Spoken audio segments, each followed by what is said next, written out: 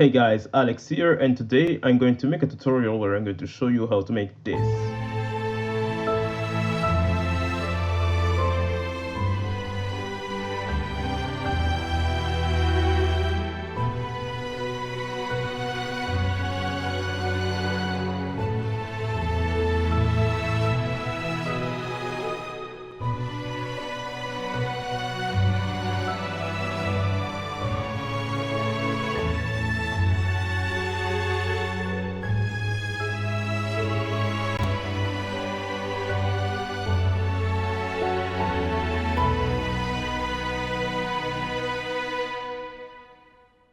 Okay, so this is going to be a very basic tutorial on how to to arrange for strings in the way you just heard.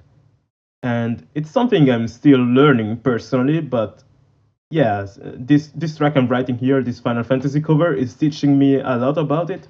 So I wanted to share a bit of what I learned with you guys because I feel that many people, especially when they're starting out, have no clue on how to make strings sound like this.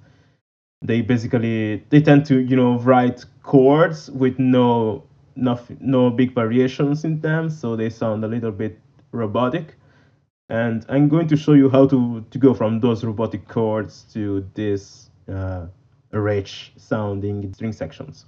So let's start from, yeah, first thing I need to show you is the library I used. It's Cinematic Strings 2. It's a contact library which I bought the other day. It's pretty awesome for this kind of dynamic, emotional or orchestrated strings.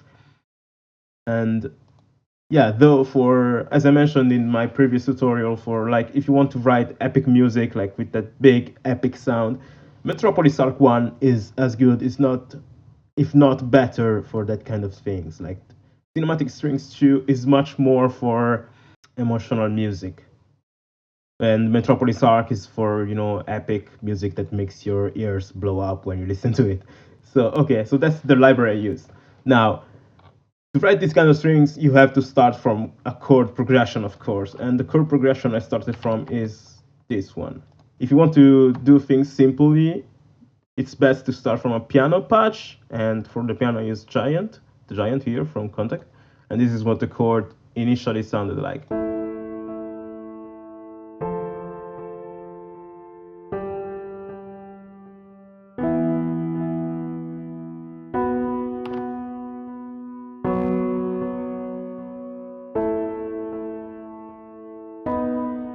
So nothing too hard.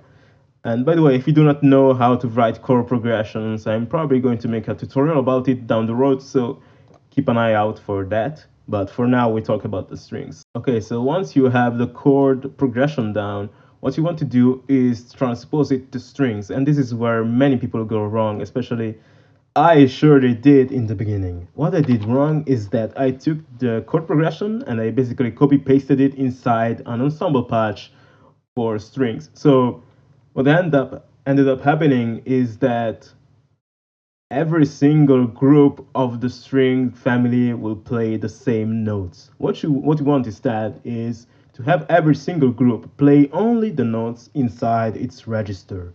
And you want this because if you don't do it, you basically have, for example, the double bass playing high notes as well as low notes, and the cellos playing low, high, and mid, and the violins playing low notes, etc. And it's a mess. That's not how it's meant to be, because we have many different groups of string instrument, especially because um, these groups are basically specialized in one register each. So for example, the double basses are specialized in low notes, and cellos are specialized in low mid notes, violas in mid high. So what you want to do is to take the chord progression and you split it down, and you take, for example, the root bass notes and you play them on the double basses, and then you build from there, and you basically take each voice into the chord progression and you copy paste it inside the most fitting string instrument. So when I split the chord on the various string groups, it sounds like this.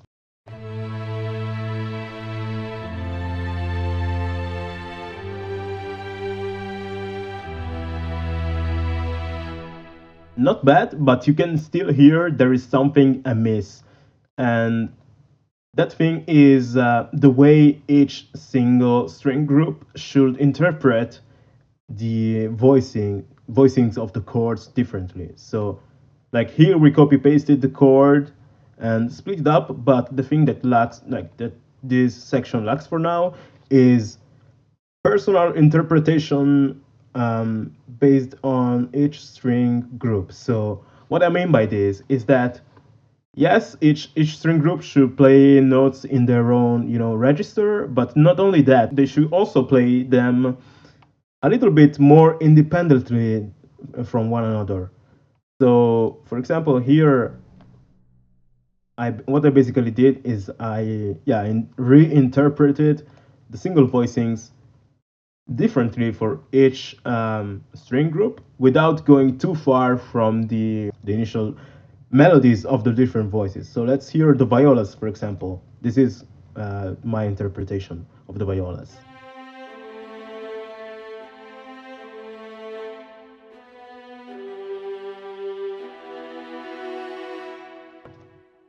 And this is what they sounded like before.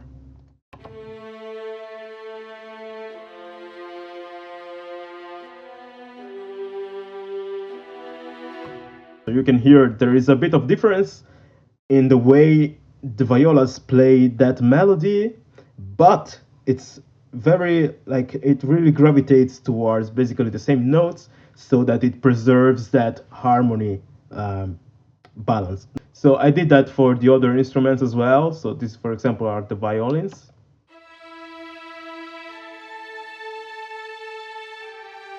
Which are very similar, but as you can see here, they have different attack times opposed to the bass, for example. The bass is the one that is more loyal to the initial melody of the bass voice here.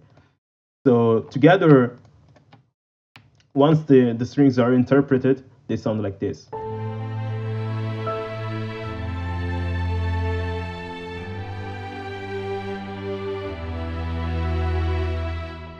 Much better.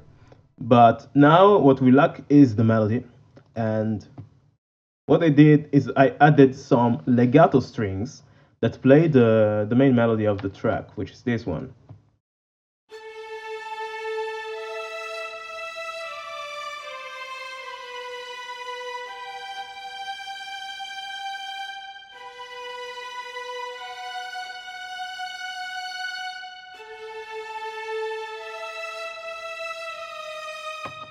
As you can hear, the melody is basically like I wrote this by mouse because I tend to write track by mouse first, and then I record them on the keyboard to make them more realistic. If I didn't get lazy already, but yeah, as you can hear here, the melody is played by second violins and the violas, and that is because the notes that your ear as a listener tends to pay more attention to are the highest ones, and the melody is the most important part of the song. So when you want the melody to really soar on top of the harmony, on top of the chords, you have to put it on the instruments that play at a highest register.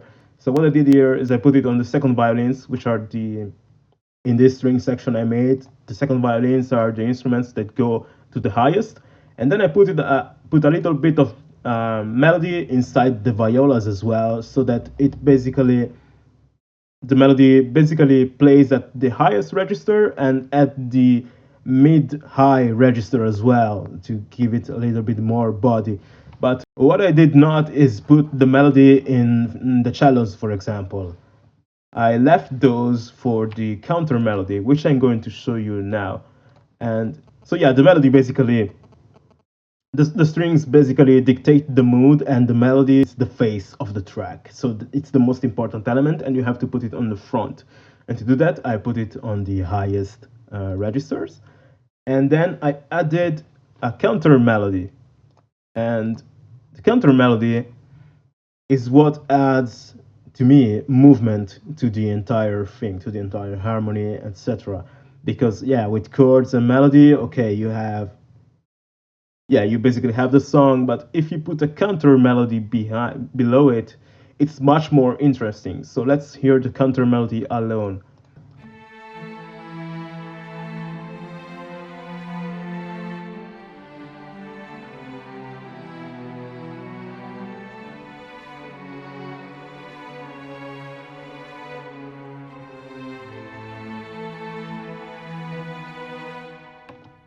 As you can hear, it's not too different from everything else. Like it plays the notes in the same harmonic range, and that is because the counter melody, from what I, as far as I know, has to make sense with everything else, but it has to be a little bit different. So what you want to do is to write basically below the actual melody we heard before. What I did is I wrote this melody which still makes sense with the chords and plays a little bit, different rhythms than the original melody. So let's hear it with the chords alone without the main melody. So counter melody and chords.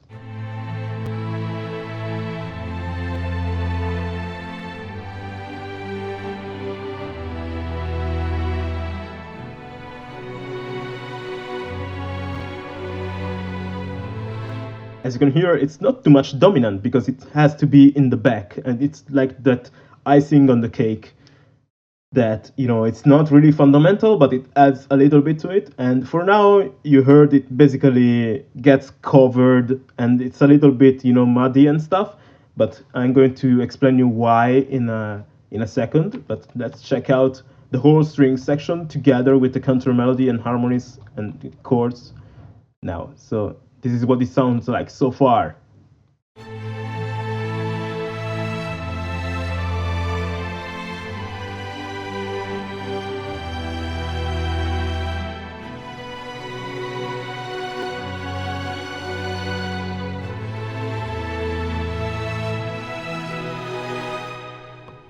So basically, you hear like it's very, dynamic and very broad and warm and emotional and everything. And that's because every single of these, elements of the string section covers one role. So, for example, the warmth is given by the bass here. The movement of the whole thing is given by the counter melody. Then, the emotion is given by the chords here, the green notes, and then the face of the track is determined by the violet notes, which are the melody. So yeah, here we have four different elements: bass note, counter melody, melody, and chords. And those are the what I found, the four elements that when added together they create a very interesting and dynamic string section. So the only thing that the string section is lacking now is realism, and for realism, what you want to do is, this is something I mentioned in the previous tutorial I made of my track the landing. You want to use MIDI control commands. And for those who haven't watched the landing tutorial, I recommend you to do it because it's really informative. But MIDI control commands are basically these things here, which basically go to control the performance of the instruments that is being played. So for example, the mod wheel here determines how hard or soft the string instrument is played. So for example, here I draw a curve for the cello legato's modulation wheel. So let's check it out.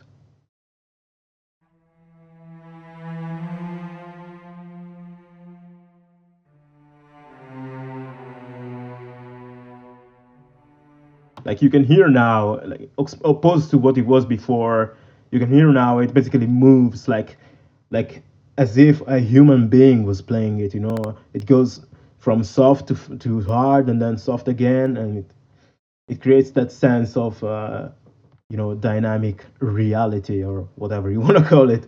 And what you want to do is to draw curves like this in almost, if you can, every single of these layers. And this is something I'm still learning because I tend to either overdo it or do it too little. But yeah, I basically did it for every single instrument here. and by adding, that sonic quality and realism to the instrument. And together, the strings finally sound like this. Once I put the realism with modulation wheels, etc., they sound like this.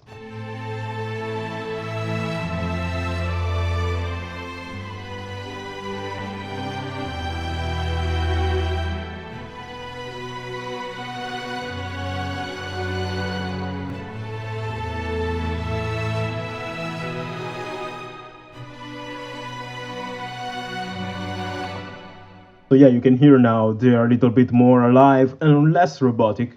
And the final thing I should do to make this as realistic as it can be is basically take those notes and record them live on my MIDI keyboard. And it's something, again, I think I'm going to do when I complete this track. For now, I am writing the arrangement down. And when I have the arrangement down, I'm going to go back and record every single, note by by hand on my keyboard. For now, I'm writing on the mouse because I'm not that great at playing piano actually.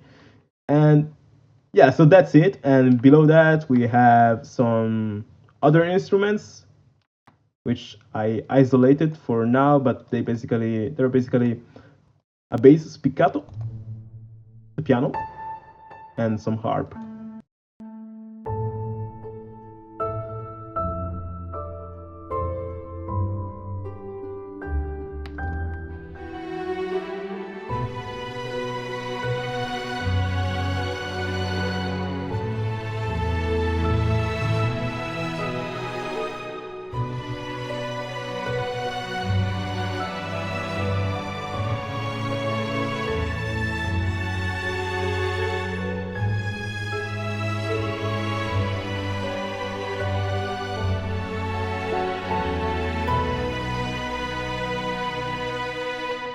Ta-da! That's it for today, and I hope you learned something today.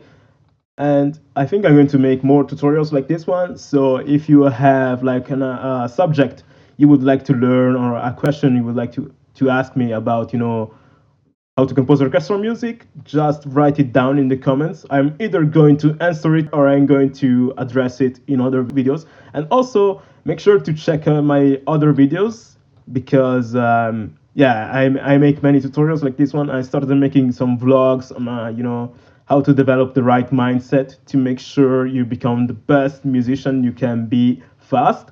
So yeah, if you're interested in more knowledge about music in general or interested in orchestral music tutorials, check out the rest of my channel. You're going to love it.